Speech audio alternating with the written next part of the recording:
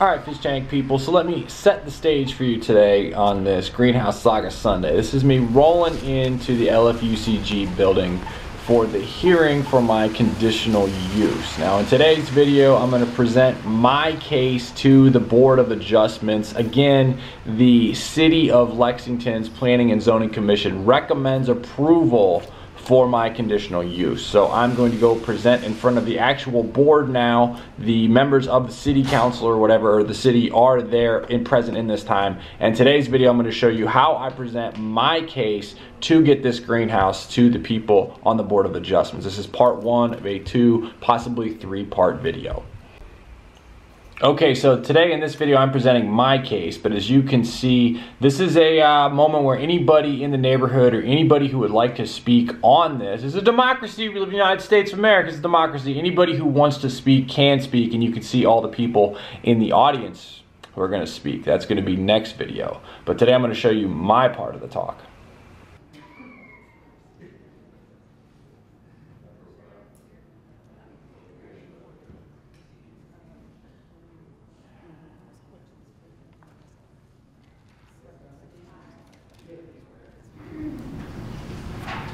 Apologize, I was at the bottom of the pile. So today is the January 8th, 2018 Board of Adjustment.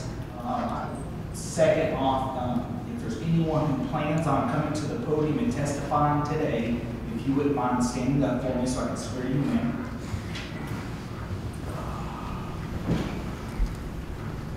Please raise your right hand. You swear or affirm to tell the truth, the whole truth, and nothing but the truth. Yes. Thank you very much. You may be seated.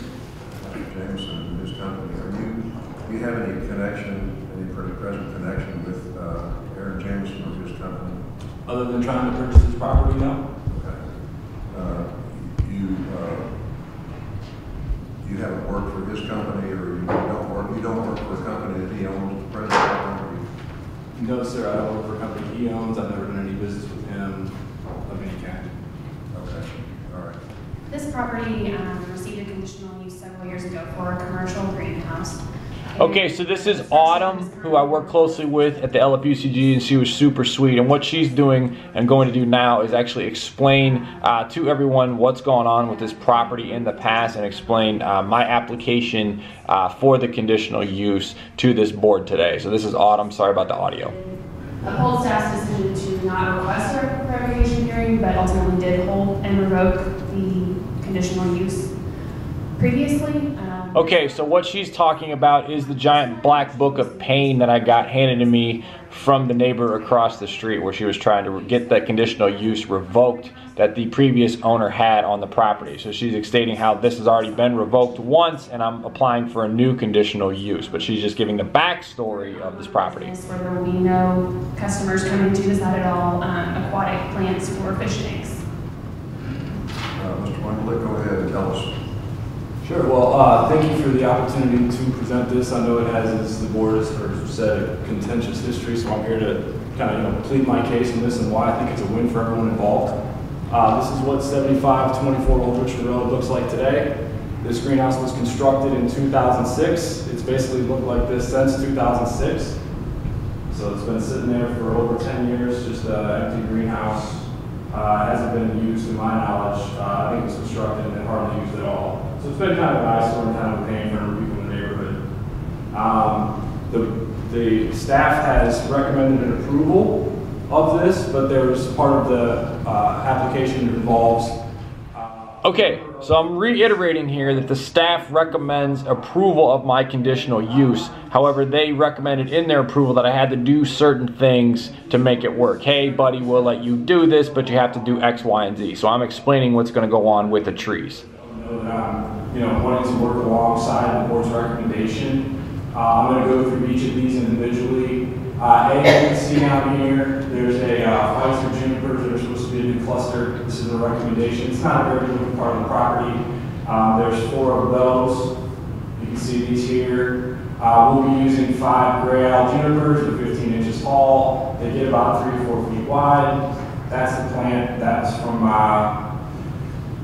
what's the guy's name? Glenn Young Landscaping quoted those. So that's A. These plants right here you know, get 4 feet tall. It'll be along the southern border down here in A.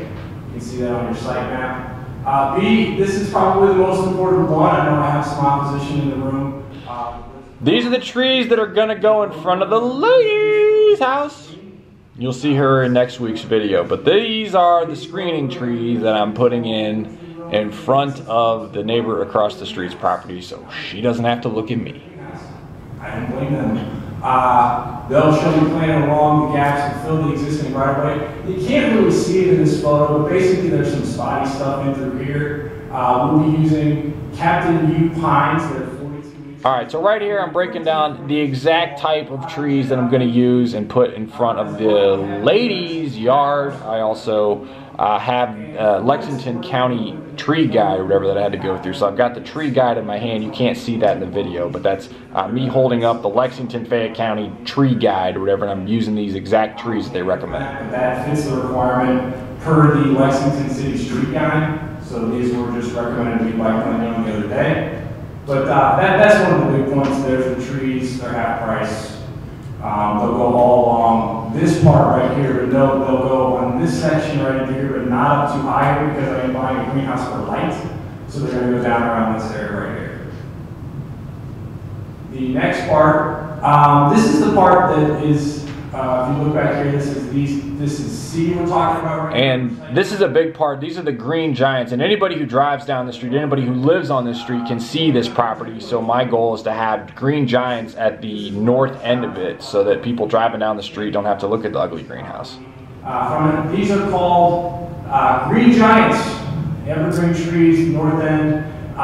They grow 2 feet tall a year and 2 feet out a year. I mean, there's nothing pretty about the front of this greenhouse, so I'm looking to plant 3 of these, 3 or 4 of these in the front there. They're not cheap. I've gotten a quote, I think they're like $200 a pop or whatever.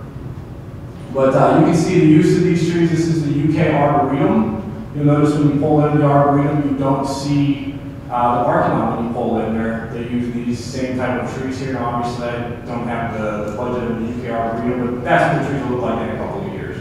And I think that's important because, again, if you pull down Richmond Road, I mean, you see this other greenhouse like this. From a business perspective, these are important to me for both. I don't want people coming in there at all because I'm paying $15 an hour to get a $5 plant. Doesn't make sense. So I kind of want to hide this, but also will shield the wind, and the neighbors don't have to see it. Let's see here. So we got those. There's also in approval, there is a 2 medium trees should be planted along the western property gap. If you look on the site map, this is along I-75. This greenhouse sits extremely close to I-75. I'll be using yellowwood trees in this little gap right here that I'm assuming is what they're talking about. These are a thinner tree because, again, I'm purchasing a greenhouse with the light that is provided in. But these are yellowwood trees. They're $200 from Landscaping.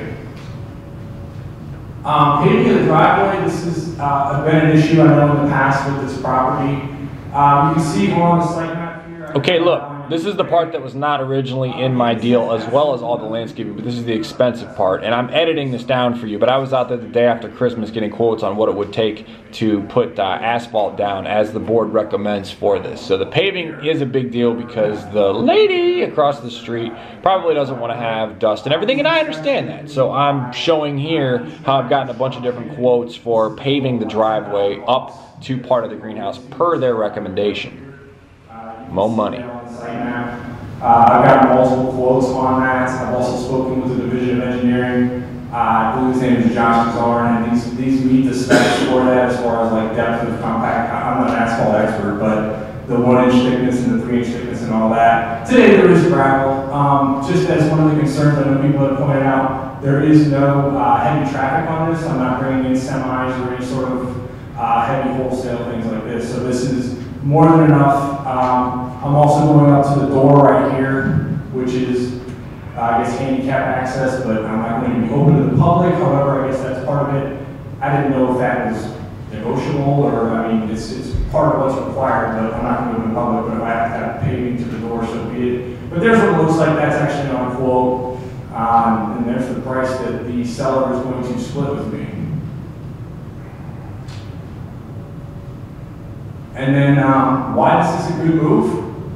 This lot's been vacant for 11 years, since 2006. Since I do have some opposition in the room, I would like to point out that the people in opposition purchased their property in 2011. This greenhouse has been there for 5 years when they purchased their home already.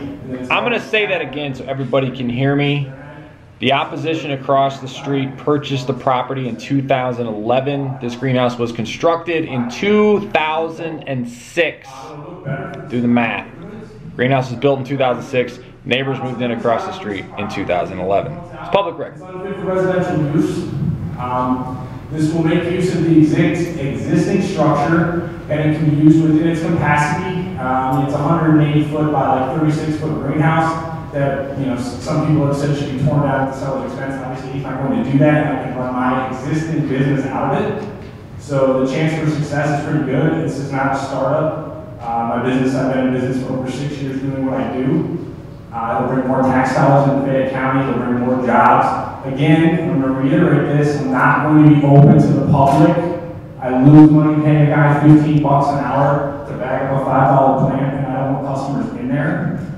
And I think it's a win for everyone involved, the seller, the neighbors, and the city of Lexington. That's really it. If anybody has any questions for me, I'm more than welcome. Any member of the board have any questions for that?